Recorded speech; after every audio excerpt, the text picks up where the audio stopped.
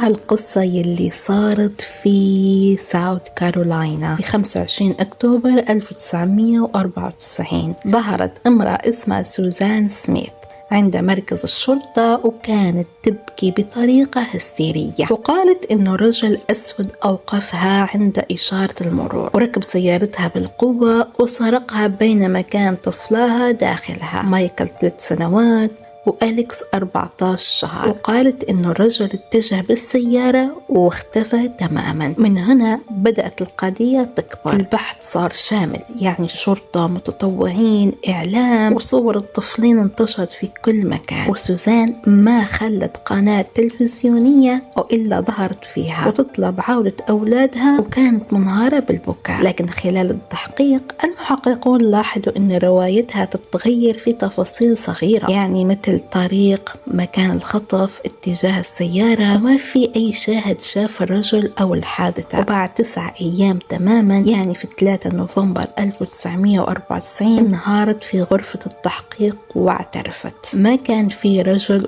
ولا خطف. سوزان بنفسها قادت السيارة إلى بحيرة وأوقفت سيارتها عند المنحدر، نزلت فرامل اليد وتركت السيارة تنزلق للماء. الأولاد كانوا مربوطين بمقاعدهم الخلفية والسيارة غرقت، والطفلان ماتوا غرقا مع الأسف. بعد اعترافها الشرطة ذهبت إلى البحيرة، وبالفعل وجدوا السيارة مقلوبة داخل الماء بداخلها جثتا طفلين. خلال التحقيق ظهر سبب محتمل، سوزان كانت تمر بعلاقة مع رجل لا يريد أطفالا، وكان هذا مؤثرا على تفكيرها. لكن لحد اليوم ما في سبب واحد واضح يبرز ما فعلته بشكل منطقي. المحاكمة كان في 1995 ودينت بتهمة قتل طفلين، وحكم المحكمة بالسجن المؤبد مع إمكانية النظر في الإفراج المشروط بعد 30 سنة، يعني أقرب موعد لإعادة النظر ب 2025. وإلى الآن هي لا تزال بالسجن. اليوم وبعد كل سنين ما يزال أكبر سؤال من دون إجابة واضحة: ليش تتخذ قرار واعي بأنها تترك أولادها يموتون؟